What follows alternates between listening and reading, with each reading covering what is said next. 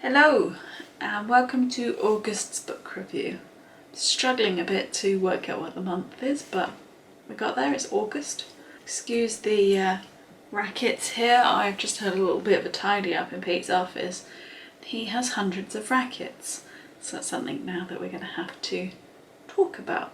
He doesn't know this yet. Also, excuse the headband, I'm getting slightly fed up with my hair and it really does need a haircut. So I've just got it out of my face because that's that. This month, reading's been good on the whole. I've managed to get myself into a decent routine of about 50 pages a day. Touch wood, that continues. So we have 4 books to share with you this month. And the first one is The Versions of Us by Barnett. This is a strange book. It follows Eva and Jim through the years, starting from a day that they meet when they're at Cambridge University, but it doesn't follow it like a normal story would, because there's 3 alternate ways that their story pans out, basically. So the way they meet is always the same, but the way that the story unfolds is not. And actually I thought that sounded really cool because, you know, if one little bit changes, how does that affect somebody's timeline? But it just made this far too confusing. I didn't particularly like it. None of the versions seemed particularly happy. They do come in and out of each other's lives throughout all 3 versions of it, but I don't feel like any of them were particularly happy. And I kept getting really confused about what version I was reading. It does say, you know, version 2 and then the dates and stuff, but I just kept forgetting which version had which children's names and this, that and the other. So with every chapter I had to relearn the story and it was just tiring. It was just a difficult book to read. I guess they were going for a sort of one-day effect where it's a snapshot of events throughout somebody's life. Obviously one day focuses on a certain day every year, I think it was, or something like that. And this does something similar in that it focuses on snapshots of lives, but it shows it through the 3 different routes that they're in. But as I said, it's not particularly implemented well because of the 3 different stories, just makes it really hard to follow. In all 3 versions they do seem to come together at some point, somehow, some way, which I guess is nice because it sort of shows that if you're meant to be together you will be together. I'm guessing that's what Barnett was trying to go for. But as I said, I wasn't a fan, so I just kept putting off reading it because I just found it hard.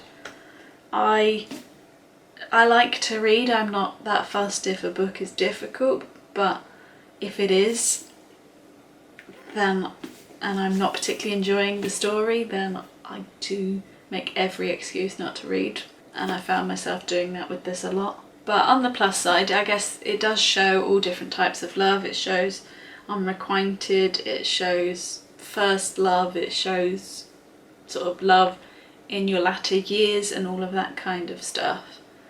And it did get better towards the end, I have to say. Maybe I got into it a bit more, understood what was happening a bit more, followed the stories a bit more. So I did prefer it towards the end of the book. And I much preferred it when they focused on one event but in the 3 different stories. So for example, Eva's brother's birthday, for example, 30th or something, they showed that event but in 3 different ways, and how in each timeline there's slight differences in how they meet or how the event pans out. And I much preferred it when it was like that, but I guess you probably couldn't have a whole book like it because it would be very samey and it wouldn't flow very well. But then I don't feel like this flowed that well anyway for me, because as I said, I kept getting confused which story I was in, because they are different but they're quite similar. So yeah, I'm not a huge fan of The Versions of Us by Barnett. So because I struggled so much with the first book this month, I gave myself a very easy book to read next, and it's the sequel of something I've read previously. So this is called Think Twice by Sarah Mlynowski, and this is the sequel to Don't Even Think About It, which follows a group of high school students who get a flu jab, and then they all get telepathic powers. That's the right one, where you can read each other's mind. Yeah, telepathic.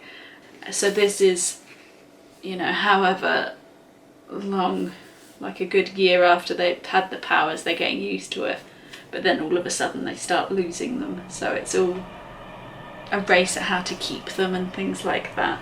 And I enjoyed the sequel as much as the first one. The first one is probably slightly better because it's a new concept, and this is much easier to read than the versions of us. It just went straight into the story. I sort of forgot who some of the characters were, but I quickly picked them up and understood them.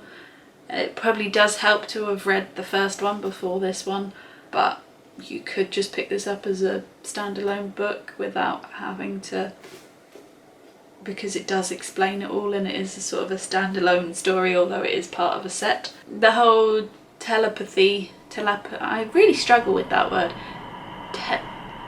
Mind reading. The whole mind reading thing is just highly enjoyable anyway, and how it changes, and obviously then when people start losing it and they forget, and it just them getting frustrated and things, it was fun. And obviously, as I said, they start losing them, so they start trying to think of ways to keep their powers, and take different supplements to maintain them.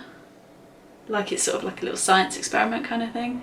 And they get these enhancements to their powers, which were just brilliant. They just made me laugh a lot. It's like hearing long distances or focusing on someone and then hearing what they think and stuff. And it just added to the sort of silliness of this book a great deal.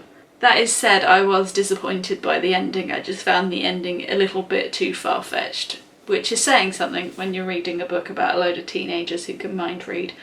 But I did find the ending a bit far-fetched and a bit stupid. But on the whole, really enjoyed Think Twice. I think she's got some other series, so I might read those at some point. And then the last two books I read in August are part of a series. So I read The Rosie Project and The Rosie Effect, both of which I have read previously, but because I have the third one to read, which, spoiler, is coming in September's book review because I've literally just started it, I thought I would give these two a reread so I could refresh myself on the story and the characters, and I remember just really enjoying them, so I have wanted to reread them for a little while. So starting with The Rosie Project, these are by Graeme Simsion, who we've had possibly in last month's book review with a different book. Don Tillman is just a classic character. He is such a memorable and such a unique and such a clever character in a book that I just really enjoy it. And all the sort of scrapes and scraps that he gets into are just really funny, and it's just very well written. I read a bit because there's sort of an interview at the back with the author, and originally this was a screenplay rather than a book. And you could see it. This could so easily be a film, and I hope one day it is, because I can't wait to watch it, because the characters in this are brilliant and the events that happen in it, they're just funny. And basically I'd forgotten how much I enjoyed The Rosie Project. Yeah, recommended if you haven't read it already. It's quite an old book, and I always forget this one's set in Australia. But as I said, it was a reread, but thoroughly enjoyed it once again. And then on to The Rosie Effect. Obviously it continues the story. It's about 18 months after the end of The Rosie Project. They're now living in New York, and Rosie finds out that she's pregnant. Obviously Rosie Project is them coming together. This is where they find out that they're going to have a child. And I do really like Don and Rosie's relationship. I think it's a healthy one. I think it's written so that it's realistic enough, but enjoyable in fiction. So obviously things are a bit heightened in these relationships. But I did find myself getting a bit frustrated in this one, because Don Tillman is on the autistic spectrum. That is part of his character. And Rosie would know that he has his quirks and how to deal with them and what he goes through. So I just got very frustrated that they just didn't seem to communicate in this. Don's trying to do everything to, you know, lower Rosie's stress level for the baby, yada yada yada. And it leads to all sorts of issues, obviously, because it's a book. But it just frustrated me that at no point did they communicate with each other and just have a chat, which is what they do. That is part of their relationship. And also, I don't get how she could never go in his office. They live in that place for, you know, 6 months or whatever, and she's never ventured in there until the end of the book. Like, how is that even possible? I'm currently sat in Pete's office. I know we live in a flat, but then so do they. So I don't get how she's never been in there. And if she had, that would have taken away half the problems that are in this book. But yeah, saying that, yes, this one I didn't enjoy as much. I found that there were flaws in this book compared to the Rosie Project. But that doesn't mean it's... Ow! That doesn't mean it's any less enjoyable. It's not as good, but it's still a good read, and I'm looking forward to building on that with the third book that, as I say, I've just started. And as a little aside, I think I might start naming events that happened in my life as projects or incidents. So he's got, obviously, the Rosie Project or the Wife Project in the first one to find a partner. And then you get incidents like the blue tuna incident or whatever it is, where he's had a faux pas, a social faux pas and stuff. Or the jacket incident where he's gone to a restaurant and is not properly dressed and stuff. And I just think that's a great way of pinpointing times in your life. I quite like it. I might try and implement that in mine. So there you have it. That was August's book review. Join me next month for September. As you know, we have the third in the Rosie series coming up. And I don't know what else I'm going to be reading because I've got quite a pile and I don't know what order I'm going to go in yet. But if you've liked this video, give it a thumbs up. If you haven't already, please go ahead and subscribe. And just so you know, there is a playlist of book reviews. I do these once a month and have been for about a year. So if you're interested in anything else I've read, please go ahead and check that out. I will link it at the end screen. And I'll see you in the next one. Bye!